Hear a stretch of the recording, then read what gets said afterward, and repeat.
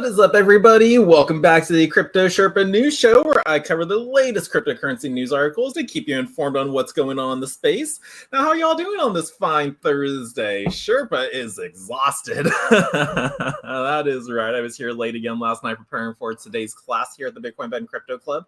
And yes, we do educational classes twice a week, Tuesdays and Thursdays, soon opening up on Saturdays and Sundays for our new member orientation. So yeah, if you've been looking for a new member orientation, like our program we may have not offered yet, come on down to the club. This is going to be starting next Saturday, so we look forward to seeing you there.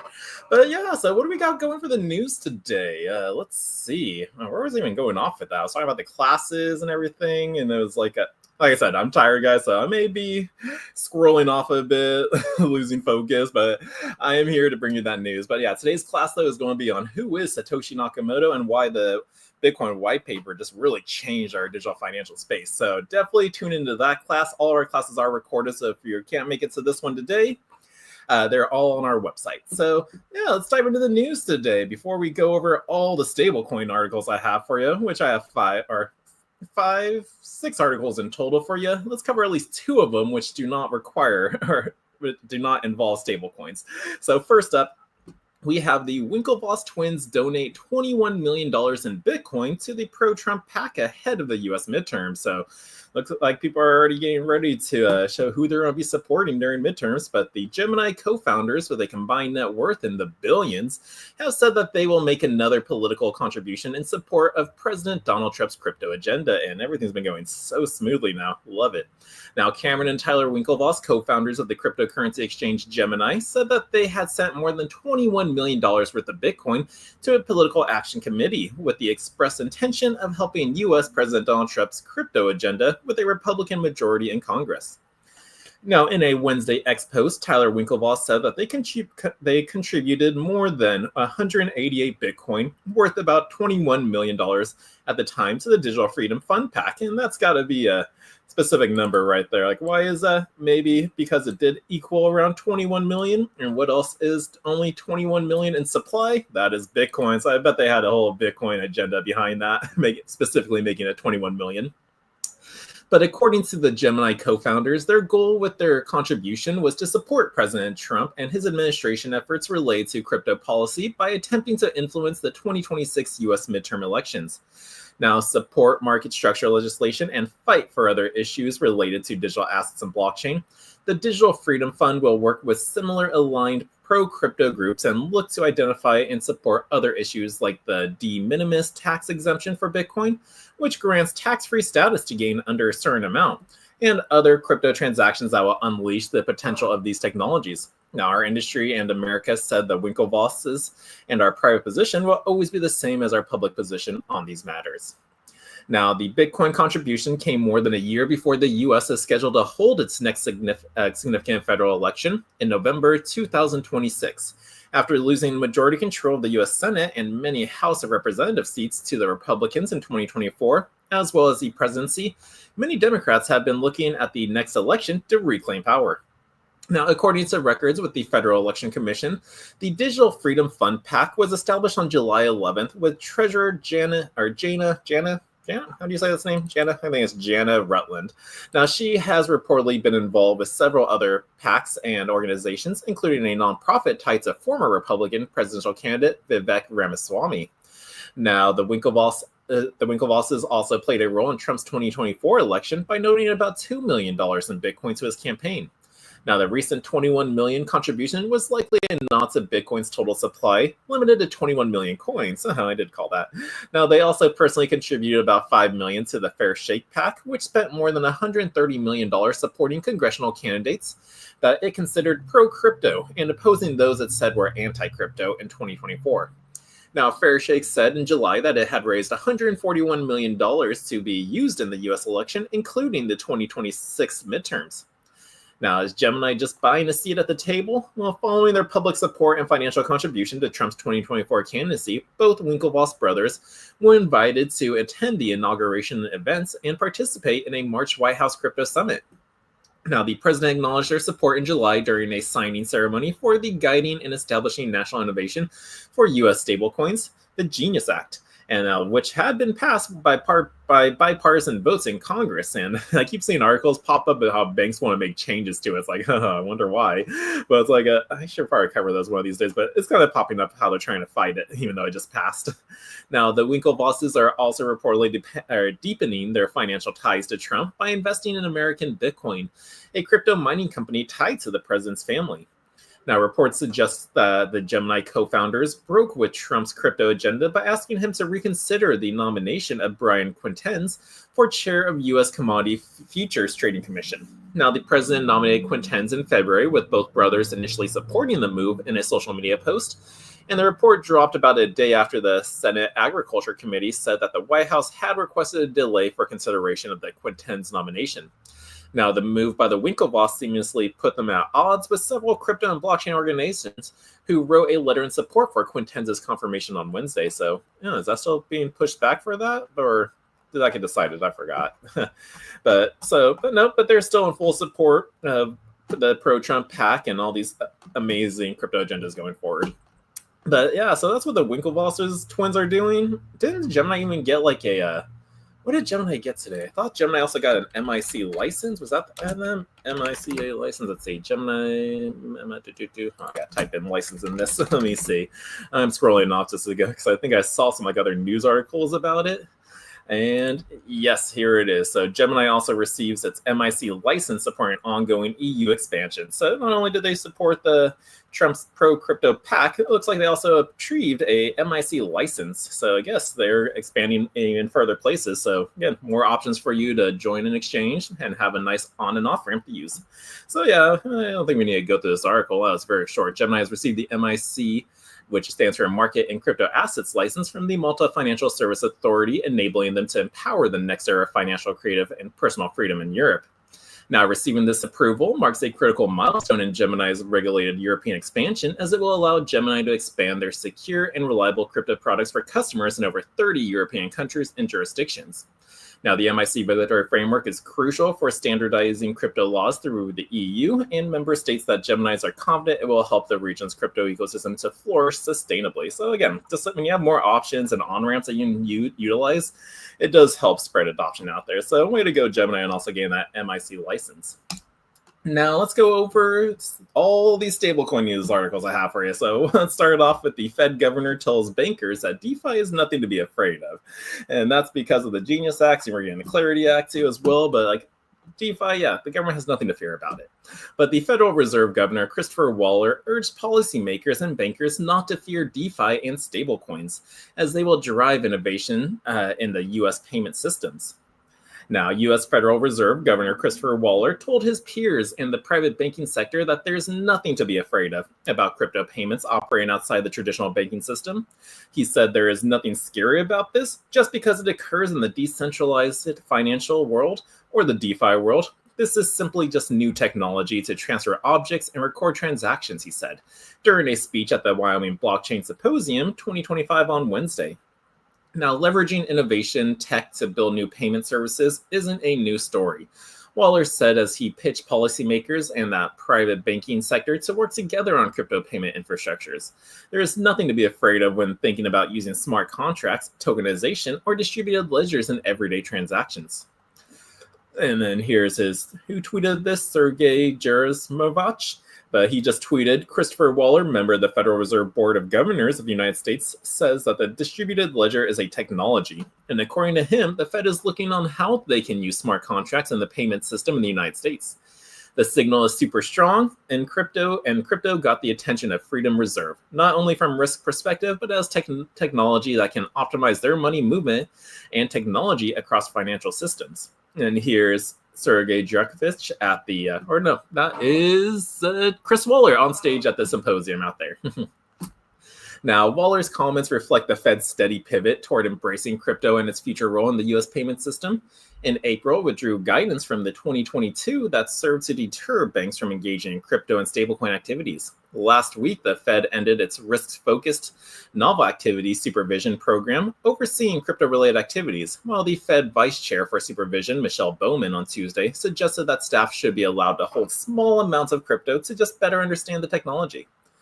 Now, Waller's pro-crypto views could soon have more weight, as he is considered to be a front-runner to replace Jerome Powell as the Fed chair, and Powell's term does end in May 2026 and can only be extended if he is renominated by President Donald Trump and confirmed by the Senate. However, Trump has reportedly been pressuring Powell to resign, so it might not happen.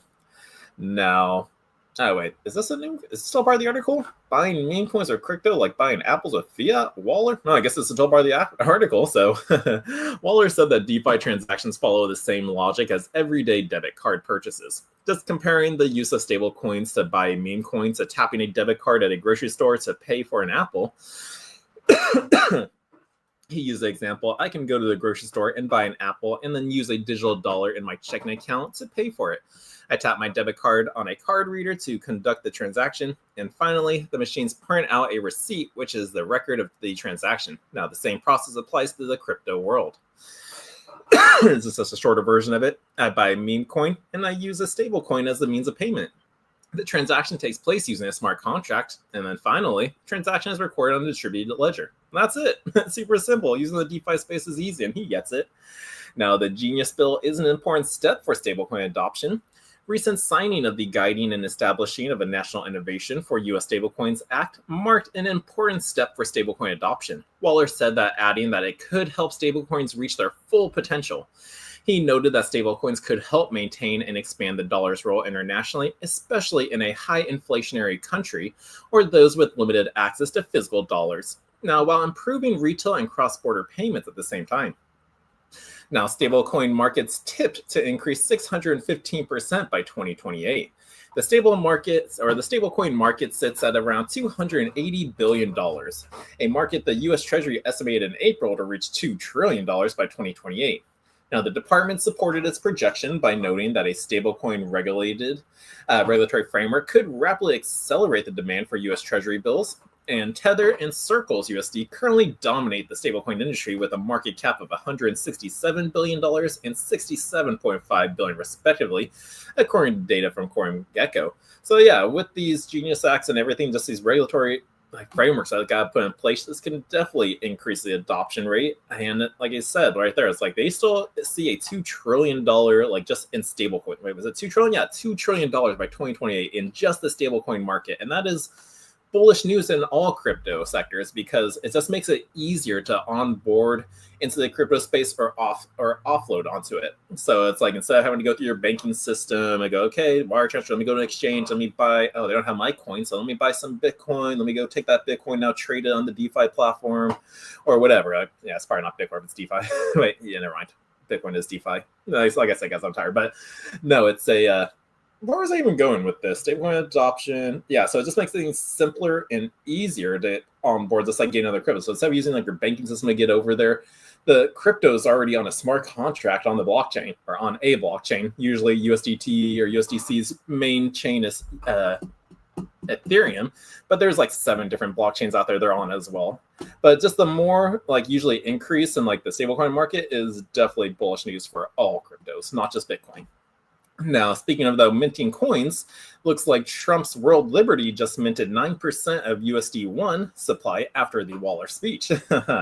So the Trump family DeFi project minted $205 million in USD1. This is their stablecoin for World Liberty Finance, if you didn't know. But pushing its treasury holdings in the stablecoin supply could reach record highs. Now, the Trump family's decentralized financial project, World Liberty Financial, minted more than $200 million worth of its stablecoin hours after a speech by the Federal Reserve Governor, Christopher Waller, praising stablecoins. Now, World Liberty posted on X on Thursday that it minted $205 million worth of the platform stablecoin, USD1, for its treasury, boosting its supply to a record high of $2.4 billion and the token's first significant increase since late April. Now, since it was launched in early April, the Trump family's backed stablecoin has become the world's 6th largest in terms of market cap, led by Tether in first place with $167 billion, and that holds at least 60% of the market share, followed by Circle, Internet Group with $67.4 billion, and then with a 24% share. Yeah, that's a 24% share of it, and then the other, what is it? My math, that's 84%. So the next 16% is divided among those 6. But USD1 is in 6th place. Wait, did I get that correct? They're in 6th place. So lost April market cap become the 6th largest. So yeah, that pushed them in 6th place because of doing that. Now, the Fed governor and the SEC chair is bullish on stablecoins. We did just cover that article, but the USD1 mint came just hours after the Fed's Waller made a pro-crypto speech that specifically touted stablecoins. He said that I believe that stablecoins have the potential to maintain and extend the role of the dollar internationally, Waller said on Wednesday at the blockchain conference in Wyoming.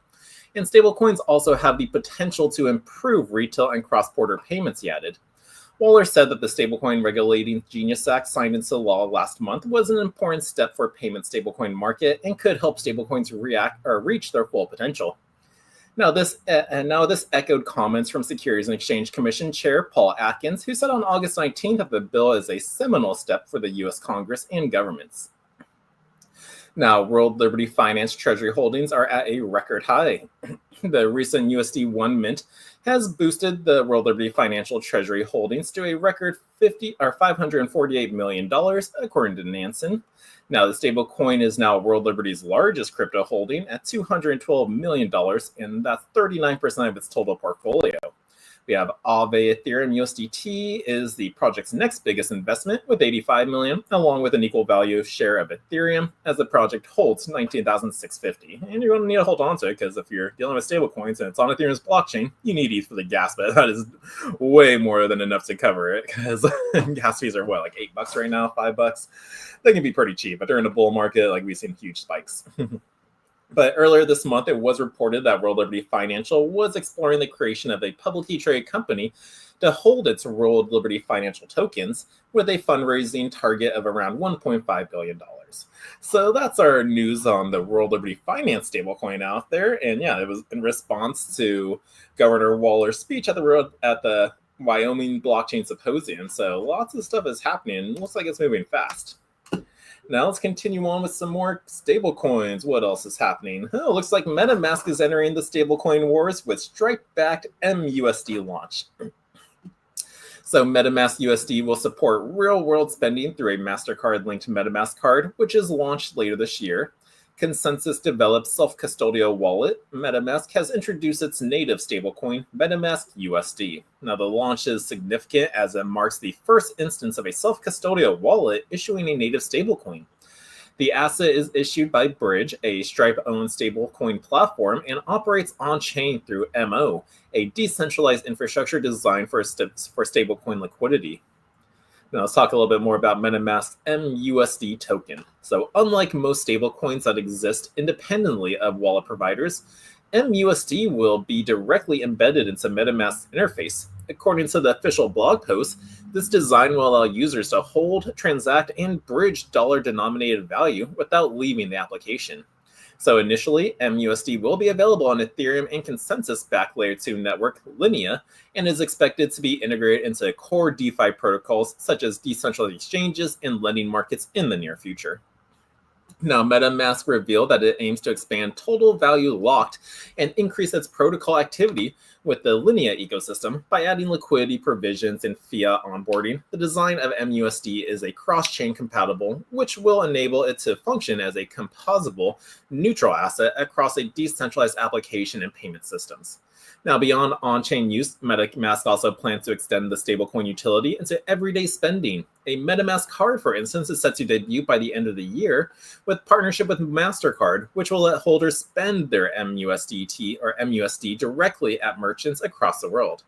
Now, Gao Elder, project lead at MetaMask, commented on this development. He said that MetaMask USD is a critical step in bringing the world on-chain by integrating natively into the MetaMask product offering. It will also allow us to cut through some of the most stubborn barriers in Web3 and reduce both friction and cost for people onboarding directly into self-custodial wallets.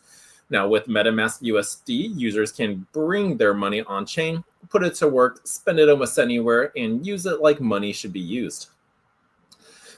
Now, the Genius Act, and we mentioned this a lot, the rollout comes shortly after the passage of the U.S. Genius Act, which provides the first federal guidelines for payment stablecoins, thereby creating a clearer regulatory backdrop for such launches. So again, because the Genius came in, we're getting so much more news about the stablecoins coming into play, who's creating their own. It's just this is what the Genius Act did. It gave us regulations on stablecoins. Next up, or did it already pass the Clarity Act, or it's going through some review, something that's coming September, but that one's all about, okay, now who controls what? Like Bitcoin and Ethereum definitely is the SEC or the CFTC, while all other coins or our securities go fall under the CFTC.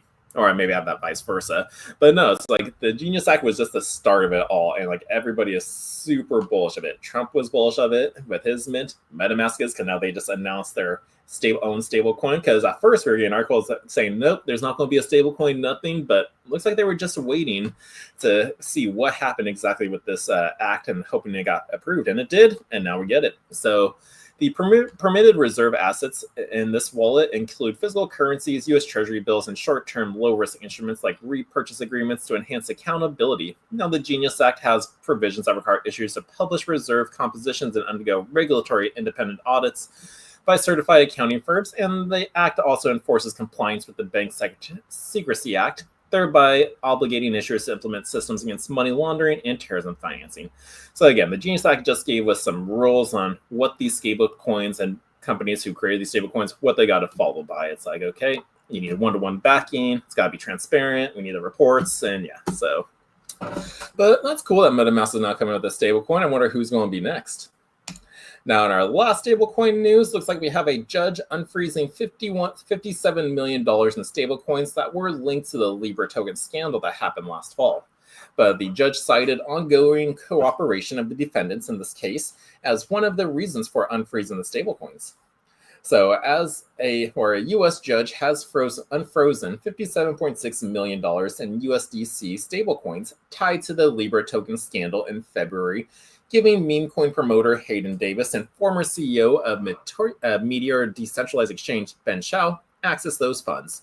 Now, the U.S. Judge Jennifer L. Roshan froze the funds in May as part of a hearing in a class action lawsuit against Davis, Chao, blockchain infrastructure company KIP Protocol, and KIP's co-founder, Julian Pei. Now, the judge said that the defendants did not demonstrate irreparable harm because the funds to reimburse victims are still available, and the defendants have made no effort to move those frozen funds, according to the Law 360. Now, in July, Davis filed a motion to dismiss the lawsuit against him, which was denied as moot by the court. Now, despite this, Roshan said that she was doubtful that the class action lawsuit against Davis, Chao, and others would succeed. And is this the original complaint filed against Hayden Davis, Ben Chao, Julian Pei, and others from the source? Yeah. Now, the Libra token scandal is considered one of the most significant rug pulls in history, drawing in Argentine President Javier Milei, prompting an ethics investigation into the leader and the class action lawsuit from investors. Now, the Libra token scandal and the aftermath that rocked the crypto world. The Libra token launched in February, billing itself as the projects to help support Argentina's small businesses, and was initially promoted by Milei on social media. Then, Libra crashed and burned within hours of launching, prompting widespread backlash from investors who were caught up in what was characterized as a $107 billion rug pull. Now, Milei distanced himself from the token, denying knowledge of the project's fundamentals and backtracking on the initial promotion. Then a few hours ago, I posted a tweet like so many other countless times supporting a supposed private venture, which I obviously have no connection with, Milei wrote in February 14th. And the statement did little to stem a congressional probe into Milei for possible ethic violations and calls for Argentine lawmakers to impeach Milei. However, Milei closed the investigation and disbanded the task force without any charges or findings of wrongdoing against the president's office, prompting allegations of a politically motivated cover-up. So yeah, remember when that was all playing down, like everything was going so good. Crypto was being like booming, or everyone was bullish. It's like, okay, yeah, Argentina, like the president's getting involved in crypto, Bitcoin, and then he promoted that coin on social media and immediately dumped. It's like, oh, he was doing everything right, but then why'd you have to promote Libra token? Just push Bitcoin. You would have been set. You wouldn't have to have that whole scandal take place. But because of this though now and everything, it's basically done. The judge unfreezed it, so we'll see if they pay back those people who are involved with it. But that is all of our stablecoin news I have for you. Now let's move on to our final news article on a scammer poses as a senior UK cop to steal 2.8 million crypto. So be careful out there from scammers, guys. They're going to be pretending to be your loved ones, officers, your crypto wallet. If you don't know the person, just delete them. Whatever they say, like, oh, we're the sheriff. Right, hang up, click. If it was really the sheriff, then yeah, you can just give them a call right back. Go online. Oh, let me call my local sheriff. Hey, did you just give me a call? They'll go, no, that wasn't us. So boom, you just save yourself from the scammer. But the North Wales police said a scammer impersonating a UK law enforcement stole $2.8 million in Bitcoin in a highly targeted and advanced scam. So, how advanced is it? Let's find out. UK police are working to recover a victim's funds after a scammer managed to steal 2.1 million British pounds worth of Bitcoin by impersonating a senior police officer. Now, the North Wales Police Cybercrime Team said on Tuesday it is investigating the Bitcoin theft as the case highlights a disturbing new trend targeting long-term crypto holders who use cold storage devices. The victim may have been identified in a data breach, making it a highly targeted and advanced scam, the police added. Now, police in the UK and abroad have long warned of scammers impersonating law enforcement or government officials to con victims, with attacks ranging from straightforward requests for payments to elaborated, multifaceted schemes to obscure the scam. Now, the officer impersonated in the crypto theft policies say that the North Wales police said a victim was contacted by a scammer posing as a senior UK law enforcement officer. The scammer claimed that they had arrested someone whose phone had the victim's identification documents and emphasized it could mean the victim was open to a host of potential security breaches. So it's like, oh, you're starting to scare him out. Like, oh, good thing we got this. But exploiting a sense of fear and urgency, policy said that the victim was told to secure their assets by logging into the crypto cold wallet with a link that the fake cop provided. No, so like, do not click that. The victim, worried and believing that they were following police instructions, entered their seed phrase, which is basically their password, into what was a sophisticated fake website. The scammer, now with the total control and access to the wallet, withdrew the $2.8 million worth of Bitcoin. So guys, never input your seed phrase anywhere. Again, if you set up your own self-custody wallet, you write out those 12 or 24 words, you put that away. You don't carry that with you everyday life. If you lose that and someone gains access to it, they have full access. So don't bring it around there. You put it away and you only bring it out in case you personally forgot your password, because that's how you're going to change it, or your device with the crypto wallet on it broke and you got to download a new one. That's the only time you should be doing it. Not because somebody told you, oh, there's a problem with our wallet, we need you to do this. Obviously a scammer, that no one's going to be contacting you. So you can verify everything yourself. Like I said, you only bring them out for two situations. You forgot your password, or you personally broke your wallet or the device and you need a new one. That's it. If anybody's telling you, oh, you need to move it for safety, block that person right now. There's too many scams that happen, and I hate when people lose their money. And I'm getting a little bit more frustrated now just because I'm so tired. So please, please, please do not fall for these scammers out there impersonating anybody. So yeah. So the cops say to verify, not trust. North Wales police said that they were working to trace and recover their funds and told crypto holders how to verify they are talking to real police and what law enforcement would ask in reality. And again, the police will never call you unexpectedly to discuss your crypto assets or ask you to take action on your cold storage device.